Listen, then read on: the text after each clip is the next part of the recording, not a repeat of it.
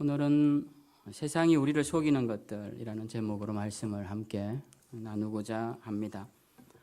세상이 우리를 속이는 것들, 많은 것들이 있지만 항상 세상은 우리를 거짓의 옷을 입고 우리를 속이는 것이 세상의 방식이고 악한 영들의 방식이죠.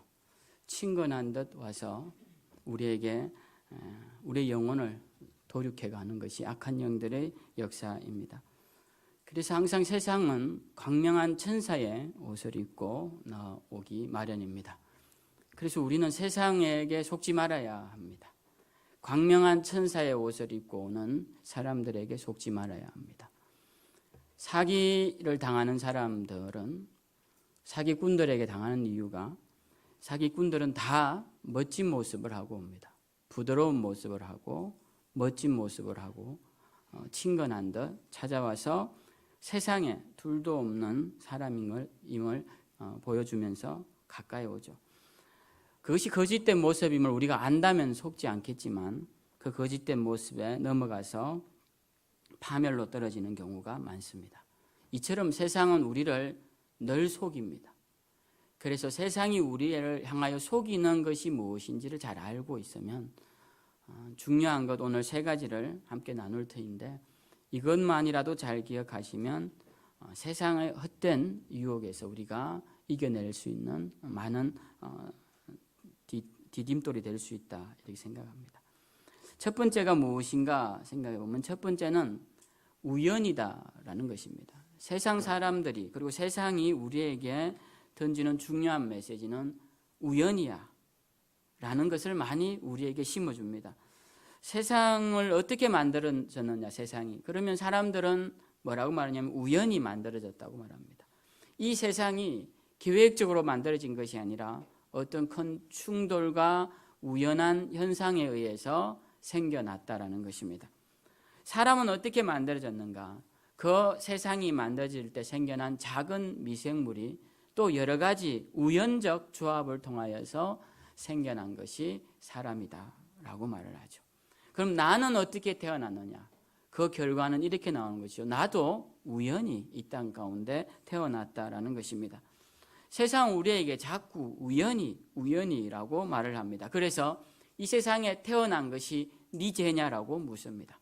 그리고 세상에 잘못된 것이 네 잘못이냐라고 물어요. 그래서 우리를 책임에서 자꾸 회피하게 만드는 것이 세상의 방식입니다.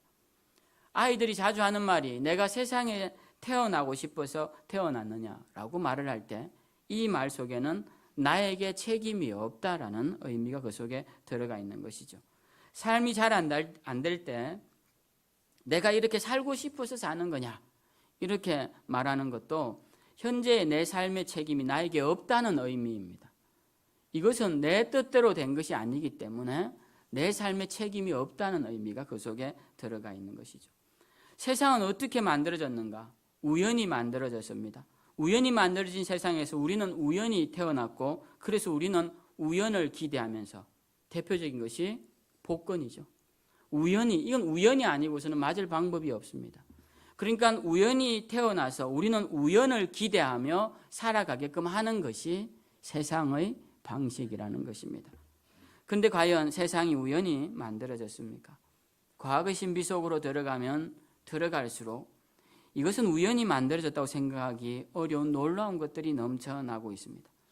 이 작은 머리카락, 이것이 매일 뽑히고 버려지고 없어지는 거지만 이 머리카락 한 올을 연구하는 사람들도 이것이 어떻게 만들어졌는지, 어떻게 이렇게 신비스럽게 만들었는지 사람은 결코 만들 수 없다고 고백하면서 이것은 누군가에 의해 만들어진 신비로운 창조물이라고 고백하게 되는 것이죠.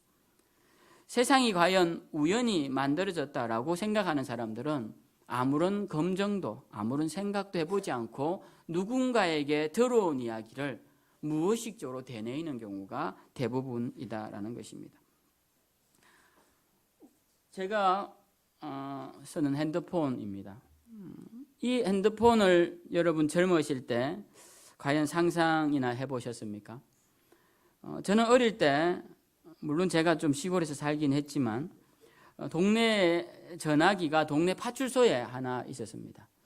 지금도 기억나는 게 그 검은색 전화기에 옆에 이렇게 돌리는 고리가 있었고, 그래서 그걸 전화를 하려면 전화를 막 이렇게 돌리면 교환이 받습니다. 그럼 교환에게 누구를 바꿔달라고. 제가 신기해서 어릴 때 아버지 보고 한번 돌려볼 수 있겠냐 해서 제가 열심히 돌렸던 기억도 납니다. 만약에 급한 일이 생기면 파출소에 전화가 옵니다. 그리고는 이제 누구누구 집에 전화가 왔으니 받아라. 그렇게 하면 그분을 이제 동네 스피커로 불러서 기다리고 있죠. 전화가 올 때까지. 그리고 받습니다. 대부분 안 좋은 소식이죠. 그런 이야기들은. 그렇게 하던 때가 제가 어릴 때입니다. 제가 어릴 때였으니까 그렇게 오랜 시간은 아니죠. 제가 대학 다닐 때만 해도 삐삐가 있었는데요. 삐삐에 전화번호가 찍히면 그곳으로 전화를 걸면 되었습니다. 급한 전화를 해야 될 때는 그 뒤에 8282가 찍혀 있으면 이건 빨리 전화를 해야 되는구나. 그리고 8282가 한 2개 찍혀 있으면 이건 더 급한 전화구나. 그렇게 해서 전화를 했던 기억이 지금도 납니다. 근데 대학 때로부터 지금 물론 시간이 좀 지났지만 이 핸드폰 한번 보십시오. 여기에는 그때 삐삐일 때의 모습은 상상할 수도 없는 놀라운 기능들이 들어가 있죠. 여긴 전화기는 물론이고 컴퓨터도 들어가 있고 아이들이 좋아했던 닌텐도 게임도 들어가 있습니다. 그리고 즐겨보는 TV의 드라마와 영화도 볼 수 있습니다. 여기는 대부분의 것을 할 수 있습니다. 걸음을 걸을 때 걸음도 측정해 주죠. 어플을 깔면 팩스도 이 전화기로 사진을 찍어 팩스로 보낼 수 있습니다. 우리가 몰라서 그렇지 여기에 할 수 있는 기능들이 어마어마하게 많습니다. 그런데 누군가가 이 복잡한 핸드폰을 보면서 참 이거 우연히도 잘 만들었네 이렇게 말하는 사람이 있느냐라는 거예요. 이걸 누가 우연히 삐삐들을 가지고 다니다 보니까 그것들이 어느 날 이렇게 핸드폰으로 발전했다고 믿는 사람은 아무도 없다라는 것이죠. 하물며 이 핸드폰도 많은 사람들이 지혜를 모으고 기술력을 동원해서야 만들어지는데 사람이 우연히 만들어졌다니요. 이렇게 눈 2개 달리고 코 2개 달리고 입 하나 달린 이런 사람의 모습이 우연히 만들어졌다고 과연 믿을 수 있을까요? 물론 그 과정은 잘 알 수 없습니다. 성경에 나오는 것처럼 어떻게 어머니 뱃속에서 물밖에 없는 이 뱃속에서 딱딱한 뼈가 생기는지 알 수는 없습니다.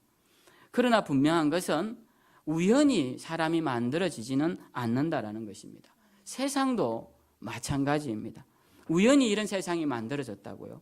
우연히 하늘이 생기고 그 사이에 오존층이 생겨서 태양으로부터 오는 자외선을 막아주고 땅이 우연히 생겨서 그 위에 식물들이 우연히 자라고 소금기 있는 바다가 우연히 생겨나서 거기에 물고기가 자라고 날개가 있는 생물들이 우연히 날개가 생겨서 하늘을 날아다니고 더 설명드릴 수 있지만 과연 이 모든 것을 우연이라고 믿는다면 정말 이 믿음이 저는 대단한 믿음이라고 생각합니다. 성경은 우리에게 뭐라고 가르치느냐? 우연이 아니라고 가르쳐줍니다. 우연은 거짓말이라고 가르쳐줘요. 성경 우리에게 이 모든 만물은 하나님께서 만드셨다고 가르칩니다. 그리고 사람은 하나님의 형상을 따라 친히 지으셨다고 가르쳐줍니다. 성경이 처음 시작은 이렇게 시작됩니다. 시간이 시작될 때 하나님께서 하늘과 땅, 이 세상 만물을 창조하셨노라. 이것이 첫 문장이에요.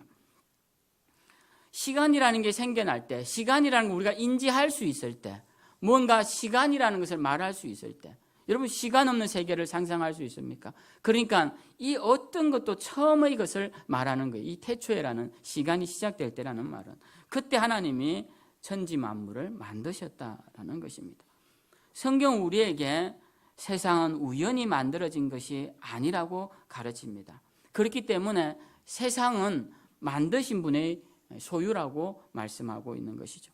그래서 여러분 우리는 우연히 만들어진 존재가 아닙니다. 우연히 남편을 만난 것이 아니에요. 우연히 이 아내를 만난 것이 아닙니다. 내가 이 아내를 만나고 이 남편을 만나고 내가 이 부모님에게서 태어난 이 모든 것들은 하나님의 계획과 하나님의 뜻을 따라 이루어진 것이지 우연히 일어난 일은 없다라는 것입니다. 내가 우연히 그때 그 사람을 길에서 만나지 않았더라면 아닙니다, 여러분. 그것이 세상이 던지는 유혹이에요. 우리는 우연히 좋은 일이 일어날 것이다, 그런 생각을 하지 마십시오. 물론 좋은 일이 생길 수도 있겠지만 그 모든 일의 원인은 우연이 아니라는 것입니다. 우리는 세상 사람들이 말하는 것처럼 우연의 세계에서 살고 있지 않습니다. 그래서 우리는 우연을 소망하며 살았어도 안 된다라는 것입니다. 오늘은 어제 어떻게 살았느냐에 따른 결과물임을 잊지 마십시오. 그리고 내일은 오늘 내가 어떻게 살았느냐에 따라 달라진 모습으로 나타날 것이라는 것을 우리는 알아야 합니다.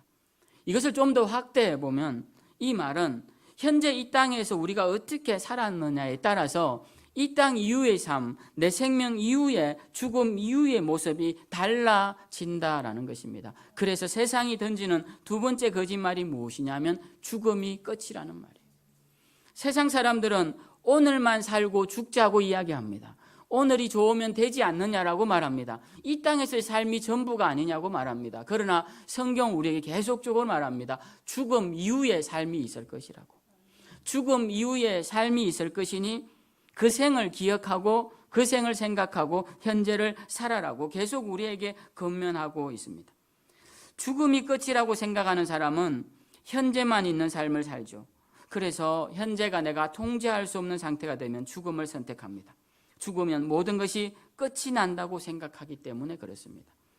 그래서 이 땅에서의 삶도 방탕하게 살 때가 많습니다. 죄의식 없이 살 때가 많습니다. 현재 나에게 유익이 있다면 그것으로 족하며 살아갈 때가 있습니다. 그러나 성경은 우리에게 그렇게 가르쳐주지 않습니다. 이 땅의 청년들에게 이렇게 말하죠. 청년은 이때에 네 눈에 보이는 대로 네 마음대로 살아라. 그러나 그 모든 산 것에 대한 책임은 마지막에 창조주 하나님께서 너에게 물으실 것이다 라고 가르쳐줍니다. 그러니까 이 땅에서의 삶이 전부가 아니라 그 이후에 하나님을 만날 그날을 생각하면서 이 땅의 삶을 살아야 한다라고 가르쳐주고 있는 것이죠. 사람에게 죽는 것이 정해진 이치인 것처럼 그 이후에 심판이 있음도 정해진 이치임을 우리는 잊지 말아야 합니다. 죽음만큼 분명한 것이 있습니까? 아무리 건강한 사람도 제가 예언할 수 있는데 그는 죽을 것입니다. 죽음은 누구나 피해갈 수 없는 분명한 사실입니다. 그러나 죽음만이 자명한 이치가 아닙니다. 죽음 이후에도 심판이 있다는 이 사실도 자명한 이치임을 여러분 믿으시기 바랍니다. 말씀은 죽음 이후에 분명 하나님께서 이 땅에서 어떻게 살았는지에 대해 심판하신다고 우리에게 가르쳐주고 있습니다. 죽음이 끝이 아닙니다. 죽음이 끝이라고 세상이 또 마귀가 영혼을 삼키려는 자들이 말하는 것에 속지 마시기를 바랍니다. 죽음 이후에 생이 있음을 기억하고 현재 주어진 이 땅에서의 삶을 주님 보시기에 아름답고 복되게 살아가시길 주님의 이름으로 축원드립니다. 세 번째, 우리가 속지 말아야 할 중요한 거짓된 가르침은 많으면 좋다는 생각입니다. 많으면 좋다. 단순히 숫자적으로 많고 적음만을 의미하는 것이 아니라 세상은 우리에게 높으면 좋다라고 말합니다. 그리고 많으면 좋다라고 말해요. 사람들은 돈이 많으면 좋다고 생각합니다. 그리고 권력은 높으면 좋다고 생각합니다. 인맥은 넓으면 좋다고 생각합니다. 많은 사람들이 알아봐주는 명성이 있는 사람이 좋다고 생각합니다. 그러나 사실일까요? 여러분, 돈이 많은 것이 과연 축복일까 다시 한번 생각해 보아야 합니다. 내가 높은 권력의 자리에 있는 것이 축복일까, 행복일까 생각해 보아야 합니다. 내가 많은 사람들을 알고 무슨 일이 있을 때마다 연락할 여러 분야의 사람들이 있다는 것이 여러분에게 행복을 가져다 주는 것인지 한번 생각해 보아야 한다는 것입니다. 성경 우리에게 도리어 반대로 가르칩니다. 많이 가지려고 하지 말라고 합니다. 세상 사람들이 가지려고 하는 그 좋은 이점을 선택하라고 하지 말라고 선택하지 말라고 가르칩니다. 제가 한번 예를 들어보죠. 아브라함과 조카 롯이 함께 갈대아우를 떠나 하란을 떠나 가나안 땅에 들어왔죠. 그곳에서 하나님이 축복을 해주셔서 아브라함의 양들도 많아지고 롯의 양들도 많아집니다. 조카니까. 그래서 조카와 함께 사는데 조카의 목자들과 아브라함의 목자들이 서로 물 때문에 자꾸 싸웁니다. 목초 때문에도 싸우고. 그래서 아브라함이 롯에게 이렇게 제안을 합니다. 조카야, 네가 왼쪽으로 가면 내가 오른쪽으로 갈 터이고 네가 위쪽으로 가면 내가 아래쪽으로 갈 것이다. 네 눈에 보기 좋은 데로 가면 내가 그 반대쪽으로 가겠다라고 제안을 합니다. 그때 롯이 무엇을 선택합니까? 이렇게 보니까 소돔과 고모라가 있는 땅, 소알 땅이 너무나 보기 아름다운 거예요. 얼마나 아름다우냐면 애굽 땅과 같더라라고 성경에 기록되어 있습니다. 애굽 땅 중에서 어느 부분을 말하느냐 하면 나일강 인근을 말하는 것이에요. 그 이집트의 문명의 발원지는 나일강에서 시작되는데 그 나일강은 예로부터 많은 사람들이 모여서 한 오래된 참으로 문명의 발원지입니다. 그러니까 롯이 봤을 때 애굽 땅처럼 아름답다라는 것은 그 당시 할 수 있는 최고의 표현이었던 것이죠. 이 롯이 어디를 선택합니까? 그 보기에 좋은 비옥한 땅, 물이 많고 풀이 많고 많은 사람들이 모이는 그곳으로 나아갑니다. 소돔과 고모라는 사람들이 좋게 여기기 때문에 도시가 형성되었고 지금도 사람들이 선호하는 곳에는 모이게 마련이고 모인 곳에는 도시가 그리고 그 도시에 또 사람이 모여서 대도시가 메가시티가 만들어지는 것이죠. 그 당시 소돔과 고모라도 그러했던 것입니다. 이 소돔과 고모라가 있는 곳으로 롯이 선택을 하니 아브라함은 당연히 그 반대쪽 가나안 땅, 성경에는 젖과 꿀이 흐른다고 말하지만 실제로는 척박한 땅이었던 그 가나안 땅으로 아브라함은 양들을 이끌고 나아갔다라는 것입니다. 여러분, 우리는 여기서 아브라함의 선택을 잘 보아야 합니다.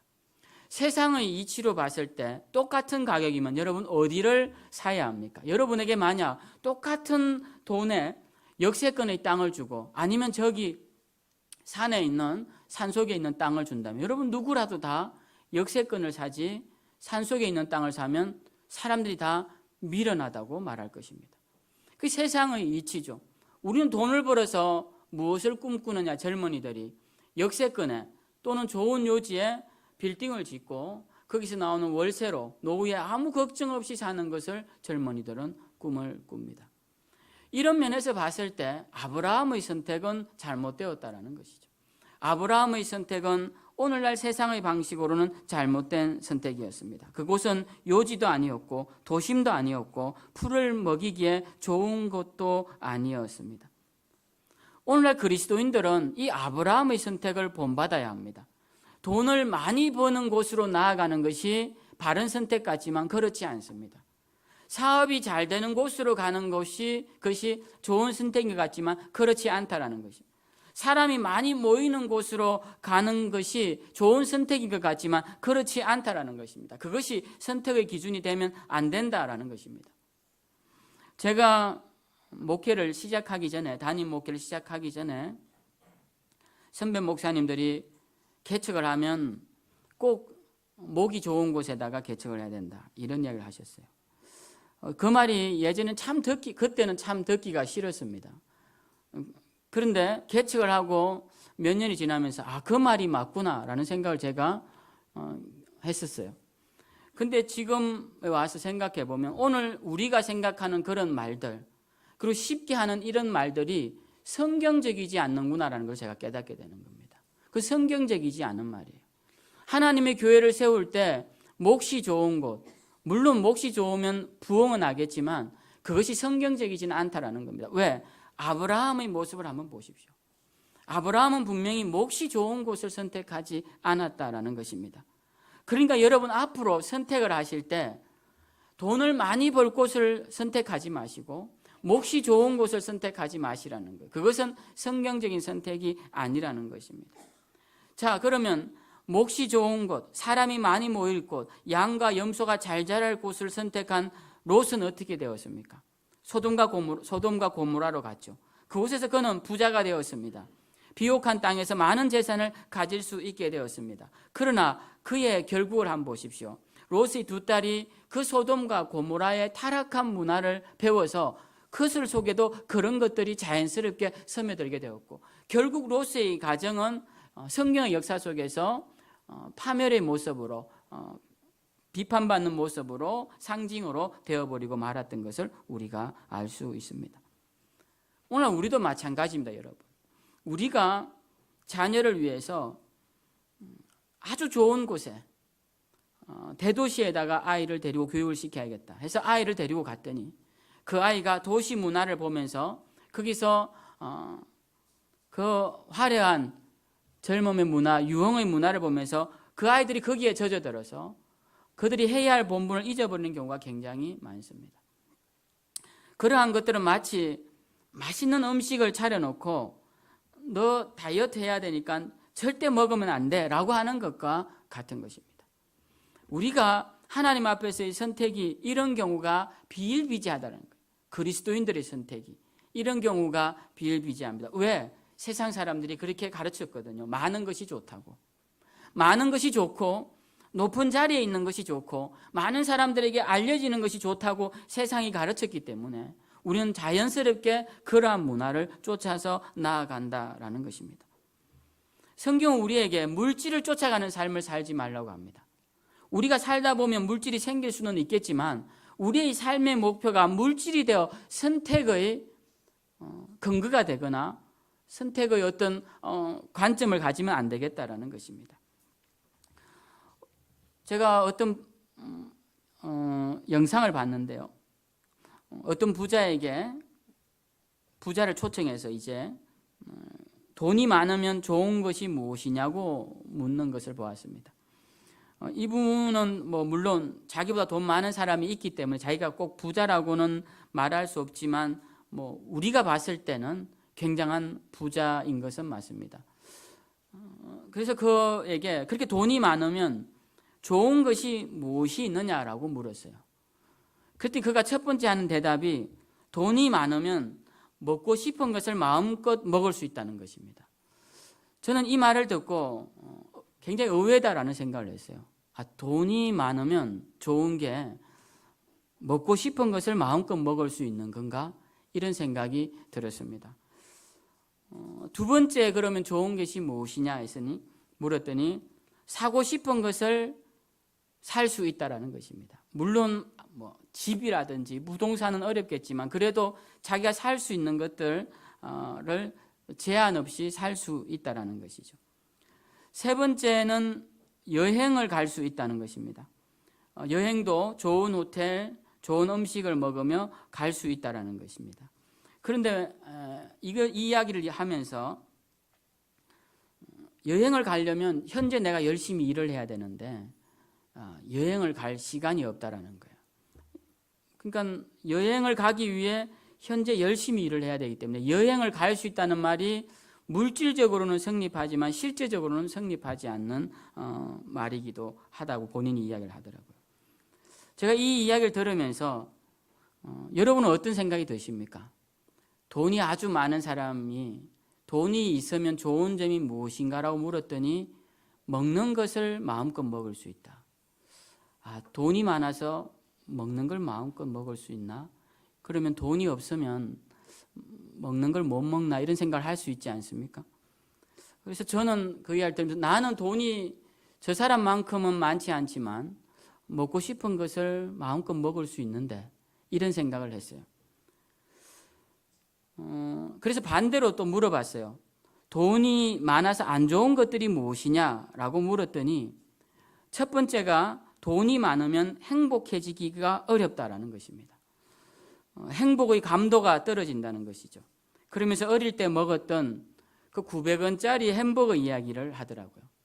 엄마에게 1,000원을 받아서 900원짜리 햄버거를 먹고 100원을 남기고 그 햄버거를 먹을 때 그 기분이 지금 생각하면 굉장히 행복했다는 거예요. 근데 지금은 그러한 음식들은 이제 정크푸드라고 해서 아예 먹지도 않겠죠. 그리고 아주 고가의 아주 귀한 음식을 먹습니다. 그럼에도 어릴 적 그 행복을 누리지 못한다는 거예요. 행복의 감도가 떨어진다라는 것입니다. 저는 이 말을 들으면서 어떤 생각을 했냐면, 우리가 그토록 되고 싶은 부자가 겨우 먹는 것 마음껏 먹고 싶어 부자가 된다고? 이건 아니지 않은가, 이런 생각을 한 거예요. 세상 사람들이 그토록 부자가 되어서 기껏 하고 싶다는 것이 뭔가 사고 싶은 걸 마음껏 사고 싶어서 부자가 된다. 그것이 그들의 가장 첫 번째, 두 번째 돈이 가져주는 것일까라고 생각했을 때, 이들은 참 허무한 것을 향해 나아가는구나라는 생각을 했습니다. 그리고 또 하나 놀라운 것은, 돈이 많으면 우리가 행복해질 거라 생각했는데 그 행복의 감도가 떨어지고 그 행복한 것들이 점점 사라져 간다라는 것입니다. 여러분들이 지금 삶을 한번 생각해 보십시오. 여러분의 삶은 지금 어떻습니까? 지금 이 행복에서 점점 멀어져 가는 돈을 향해 나아가고 있지 않습니까? 세상은 우리에게 돈을 자꾸 많이 벌으라고 합니다. 돈이 많으면 너 좋을 거야. 돈이 많으면 좋을 거야. 근데 여러분, 돈이 많으셔서 좋으십니까? 돈이 여러분 많은 분들은 수십억, 수백억 가지고 계시고, 없는 분들도 다 수천만 원 정도는 가지고 계시고, 돈 천만 원은 다 가지고 계실 텐데, 그 물질을 가지고 여러분들은 행복하시냐라는 겁니다. 물질은 우리에게 절대로 행복을 주지 않습니다. 오늘 성경 우리에게 이렇게 말씀합니다. 너희가 하나님과 재물을 겸하여 섬기지 못할 것이라. 그러므로 내가 너희에게 이르노니 목숨을 위하여 무엇을 먹을까, 무엇을 마실까, 몸을 위하여 무엇을 입을까 염려하지 말라. 많은 사람들이 먹는 것과 마시는 것, 입는 것에 수천 년 전부터 연연해 왔기 때문에 수천 년 전에 주님도 이런 말씀을 하신 것입니다. 우리가 열심히 돈을 버는 이유가 무엇을 먹고 무엇을 입고 무엇에 살까라고 해서 그것을 위해 사는 것이라면, 제가 생각할 때는 아마 대부분의 분들은 다 이루고 사신 것 같아요. 제가 아는 대부분의 분들은 먹고 싶은 것이 있으면 수백 킬로를 가서 먹고 오셨고, 좋은 것이 있으면 몇 달을 모아서라도 그거 사서 다 입으셨고, 다 가보고 싶은 곳도 웬만하면 다 가보셨을 겁니다. 그러니까 우리가 생각해 보면 못 먹어서 못 입어서 물질을 수고하느냐, 그렇지 않다라는 겁니다. 그냥 무작정 돈을 향해 나아가는 겁니다. 무작정 돈은 많으면 좋다고 하니까 돈을 향해 나아가는 것이에요. 우리는 여기서 서야 합니다. 물질이 항상 모든 선택의 기준이 되었던 점에서 이제 멈춰야 돼요. 그리고 정말 나는 이제 선택의 기준을 무엇으로 삼아야 하는가를 한번 생각해 보아야 한다는 것입니다. 잠언 21장에 보면 큰 집에서 다투며 사는 것보다 움막에서 혼자 사는 것이 나으니라 라고 되어 있습니다. 제가 이 말씀을 좀 바꿨는데요. 큰 집에서 아내와 다투며 사는 것보다, 이렇게 되어 있습니다, 성경에는. 근데 아내뿐만 아니라 남편도 마찬가지죠. 부부간에도 오죽하면 성경에서 이렇게 말씀해요. 큰 집에서 부부가 다투며 살 바에는 둘이 헤어져서 움막에서 혼자 사는 게 낫다라는 겁니다. 그러니까 부부가 함께 사는 것보다 더 중요한 기준이 있어요. 그게 뭡니까? 평안인 것이에요. 평안하게 사는 게 더 좋다라는 겁니다. 그 다음에 큰 집은 더 중요하지 않다라는 것입니다. 잠언 17장에 보면 마른 떡 한 조각만 있고도 화목한 것이 제육이, 그러니까 고기를 말하는 것이죠. 제육이 집에 가득하고도 다투는 것보다 나으니라 라고 가르쳐 줍니다. 이 산의 진미가 집에 가득한데도, 여러분 한번 식사를 할 때 산의 진미를 가득 차려놓고 밥을 먹는데 옆에 남편이나 아내가 계속 옆에서 뭐라고 해요? 당신 밥을 왜 그렇게 먹어? 왜 그래 흘리면서 먹어? 왜 쩝쩝거리 먹어? 이런 식으로 계속 잔소리를 한다고 생각을 해보세요. 그리고 당신 어제 왜 그렇게 해서, 지난번에 왜 그렇게 해서 계속 밥 먹는데 옆에서 그렇게 이야기를 하면 산의 진미의 음식 맛이 어떨 것 같습니까? 아마 밥이 모래알처럼 느껴질 것입니다. 성경은 우리에게 그렇게 사는 것은 행복한 삶이 아니라는 겁니다. 그런데 우리에게는 자꾸만 무엇을 가르치냐면 돈이 많으면 많을수록 행복해질 거라고 말하는 거예요. 반찬 가지수가 많으면 많을수록 행복해질 것이라고 말하는 거예요. 몇 년 전에, 재작년에 누가 식사를 산다고 해서 가격도 잘 모르겠네요. 점심에 먹었는데 11만 원 뷔페를 데리고 왔습니다. 11만 원인지 14만 원인지 잘 기억도 안 나네요. 가서 먹는데 반찬이 없는 게 없어요. 뭐 바다에 사는 애들부터 해서 하늘에 사는 애들까지 다 있어요. 근데 다 먹을 수가 있어야죠. 배는 조그만한데 그 조금 먹고 나면 배가 불러서 그 다음은 그 음식이 아무 눈에 쳐다봐지지가 않는 겁니다. 그 수백 가지 음식이 뭐 눈에 들어오지도 않는 거예요. 돈도 이와 마찬가지입니다, 여러분. 우리에게 자꾸 세상은 많으면 많을수록 좋을 거라고 해요. 우리는 한정되어 있고 우리의 한계는 분명한데 세상은 우리에게 높은 자리에 올라가면 행복할 거라고 말합니다. 그래서 자꾸만 높이 올라가라고 말해요. 점점 더 높이 고위직에 올라가야 된다고 그렇게 말을 합니다. 그러나 높은 자리에 올라간 사람들이 행복하기보다는 때로는 가정이 파괴되고 삶이 파괴되는 모습을 우리는 주변에서 아주 쉽게 보게 됩니다. 그러니 제가 오늘 여러분에게 당부드리는 것은 많다고 좋은 것이 아니라는 거예요. 물질이 많다고 좋은 것이 아니요, 여러분의 지위가 높다고 좋은 것이 아니요, 여러분의 명성이 많은 사람들에게 알려졌다고 좋은 것이 결코 아니라는 것. 그것은 세상이 우리에게 왜곡시키고 있는 변질된 진리라는 걸 우리는 잊지 말아야 한다는 것입니다. 오늘 성경에 보면 공중의 새를 보라, 들의 백합화를 보라, 들의 꽃을 보라는 것이죠. 이들이 자신들을 위해 창고를 만들어 곡식을 저장하거나 옷을 만들어 입는 것을 보았느냐. 그럼에도 이들이 살아가고 하늘의 새들이 살아가고 백합화들이 아름다운 옷을 입지 않느냐. 너희는 이것들보다 더 못하겠느냐라고 성경은 말씀합니다. 그러시면서 중요한 말씀을 하시죠. 그러므로 염려하여 무엇을 먹을까, 무엇을 마실까, 무엇을 입을까 하지 말라. 이는 다 이방인들이 구하는 것이라 너희 하늘 아버지께서 이 모든 것이 너희에게 있어야 할 줄을 아시느니라. 이런 먹고 마시는 것들, 이러한 것들을 생각하고 염려하는 것은 누가 하는 것이냐? 하나님을 모르는 자들이 하는 것이라는 겁니다. 그러니까 하나님을 아는 자들은 먹고 마시는 일이 목표가 되어 돈을 많이 벌어서 먹고 마시는 일에 마음껏 쓰겠다. 이러한 목표는 그리스도인다운 목표가 아니라는 것이. 예수님은 제자들에게 자신을 따르는 자들이 되려면 자기를 부인하고 자기 십자가를 지고 따라오라고 말씀하셨어요. 자신을 부인하는 것이 무엇입니까? 그것은 세상적인 명예와 세상적인 부와 세상적인 권력을 누리려고 하는 그런 자신의 모든 욕심을 내려놓으라는 거예요. 그게 자기를 부인하는 겁니다. 그것을 부인하고 자기를 부인하고 주님을 쫓아라는 거예요.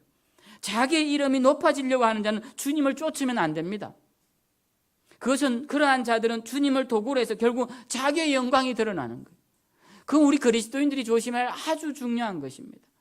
우리는 그리스도의 영광을 위해서 그리스도를 따라가는 자이지 나의 영광을 위해 그리스도를 따라가는 자들이 아니라는 거예요. 오늘 우리가 읽은 본문에서도 우리가 먹고 마시고 입고 사는 것을 염려하지 않으면 그 무엇을 위해 살아야 하는지를 가르쳐줍니다. 뭐라고 말씀하시냐면 너희는 먼저 하나님의 나라와 하나님의 의를 구하라. 그리하면 이 모든 것을 너희에게 더하시리라 라고 말씀합니다. 저는 제 삶이 그러하다고 생각합니다. 제 삶이 먹고 마시기 위하여 일할 때는 가난하고 힘들고 정말 먹고 마시는 것이 힘들었습니다. 사는 것도 힘들었고요. 그러나 주를 위해 살고자 먹고 마시는 것이 목표가 아니라 주를 위해 살고자 헌신하니까 그때부터 물론 고난도 함께 찾아왔지만 그 정도 어려운 일은 살면서 누구나 겪는 것이죠. 그러한 어려움과 더불어서 하나님이 좋은 것들을 주시는데 먹고 마시고 입고 사는 것이 걱정이 없더라는 것입니다. 우리가 해야 할 염려는 무엇이냐? 주님의 나라와 주님의 뜻을 이루는 것입니다. 성경이 우리에게 계속적으로 가르치는 것은 주님 나라와 주님의 뜻을 이루면 하나님께서 나머지는 책임져 주신다는 거예요. 그것이 성경이 우리에게 던져주는 진리입니다. 그러니 여러분 오늘도 세상이 던지는 거짓말에 속지 마십시오. 돈 벌어야 살지요. 물론 맞습니다. 돈 벌어야 살죠. 우리가 돈 없이 살 수 있습니까? 그러나 여러분 살 만큼 돈을 버셨으면 이제는 정말 돈이 아니라 다른 것이 목표가 되어서 사는 삶이 되어야 되는데, 우리 그리스도인들은 하늘의 소망을 두고 하늘의 아버지의 뜻에 소망을 두고 우리가 가야 할 천국의 소망을 두고 하늘의 상급을 쌓을 일에 소망을 두고 그것을 향해 나아가는 자들이 되어야 할 것입니다. 오늘도 아무쪼록 여기 모인 우리 모두는 세상이 던지는 거짓말에 속지 마시고, 우연이 아니라 우리는 이 땅에 하나님의 계획을 따라온 자들인 것 기억하시고, 죽음이 끝이 아니라 이 땅의 삶이 다한 뒤에는 하나님 앞에 서는 날이 올 것임을 기억하시고, 돈과 권력, 명예가 많다고 좋은 것이 아니라 하나님의 뜻을 이루어 드리는 것이 행복한 삶임을 기억하시고, 오늘도 주님 기뻐하시는 복된 삶을 사시는 저와 여러분들이 다 되시기를 주님의 이름으로 축원드립니다.